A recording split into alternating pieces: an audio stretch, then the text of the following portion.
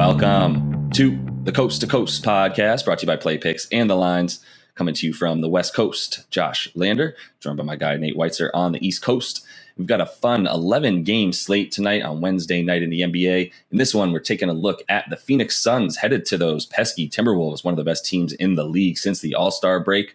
Nate does have his great article up on playpicks.com as well with some best bets and player props in there for you. And make sure to like and subscribe to that page. Got an extra game video up for you today, so 3 game videos plus that player props video we love to bring you each and every weekday. And make sure you're headed to thelines.com as well, staying on top of who's in and out of those lineups all the way up until game time tonight, as well as heading to that odds checker. Make sure you're getting the best bets available and the best juice out there from odds makers. And as always, if you do still need a FanDuel or DraftKings account, head to ftpicks.com or dkpicks.com and find those listings in your area, such as what we've got for tonight. Nate, let's jump into it. Yeah, Suns were -2 for a minute. It's -1 now in Minnesota. Total around 237. Karl-Anthony Towns is questionable with the forearm, but he played through that on Monday in a close loss to Dallas. Phoenix has been off since Sunday, but this is the first leg of a road back-to-back. They go to Denver tomorrow. So interesting rest implications there, but I think they will have all their guys, aside from Cam Johnson and Chris Paul, of course, who've been out for a week or so.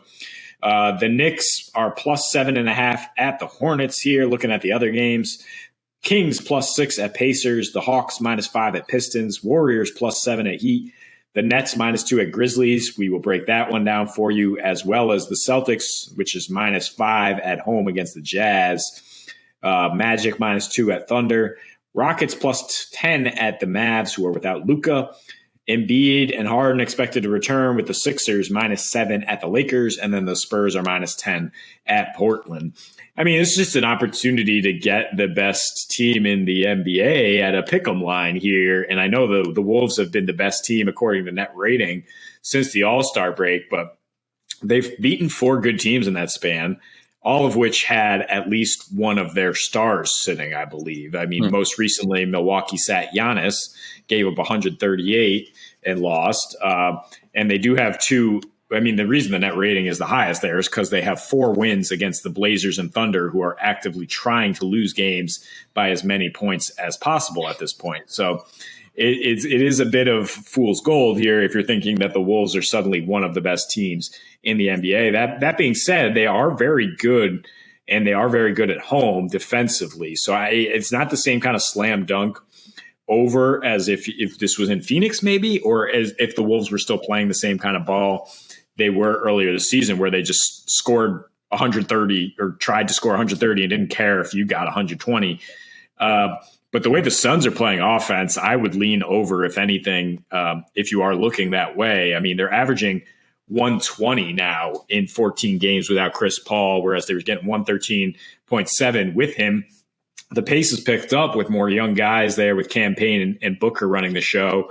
They're 6th in pace since the All-Star break. Wolves are number 1 in pace on the season there. I mean, since the All-Star break. But I mean, and Devin Booker 30+ in, I believe, 6 straight against Western Conference teams. The Suns have gone over in 5 of their last 6 overall. So, I mean, there is definitely a case here for a lot of points to be scored, aside from the fact that both these teams are top 5 in 3-point defense on the road versus at home.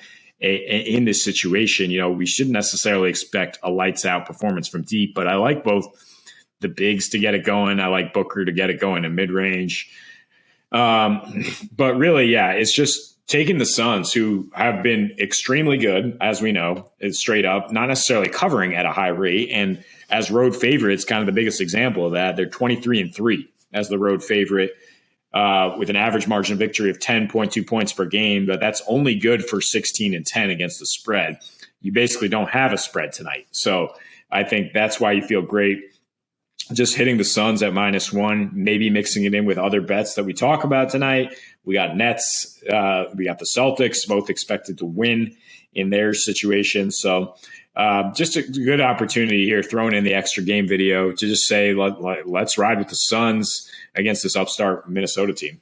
Yeah, with Cat questionable tonight, I think you're still getting some value. If he does play, but is a little bit hobbled, especially after he had to play through injury against the Mavs, then I think you're talking about -1 being very, very nice. 2-5 are the Timberwolves this season without Cat. Everything gets worse. Well, their offensive rating drops dramatically, 7 points. Their defensive rating is essentially the same, a little bit worse without him. But it's really, the stark contrast in their performances when one of their big three is out. Just one of Cat and Edwards or D'Lo not playing this year, and this team goes from about 14 games over 500 to about 8 games under 500. So it's a huge contrast. Obviously, 22 game difference there in terms of when one of those three is out. Cat definitely the most important to them this season. I don't think that's very questionable.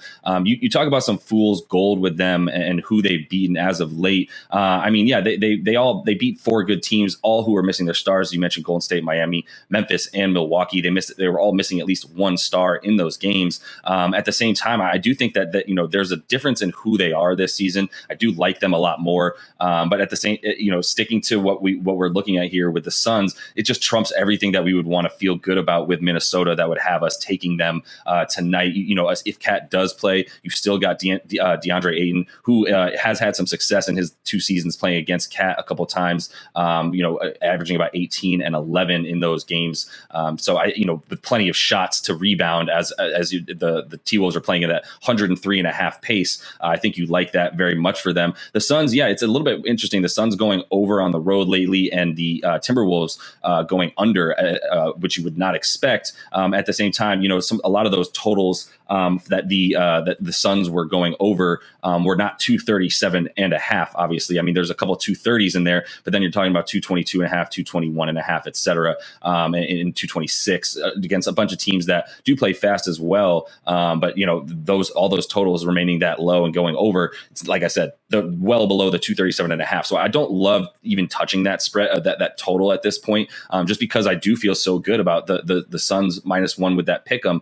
You mentioned, like they're not that great against the spread as away favorites. In 26 games, just covering 16 is still very good, not as good as 23-3 straight up. But even their average margin of victory in these games on the road as the favorite is 10.2 points a game. They're covering the spread by 4.7 points a game in those as well. Despite having failing to cover 10 of those games, probably just massive spreads on the road against a team like OKC or what have you. So this is not a situation that we've really seen where they're sort of on the road as a very low point, favorite. So that's why that straight up is the only number that I really care about at this point.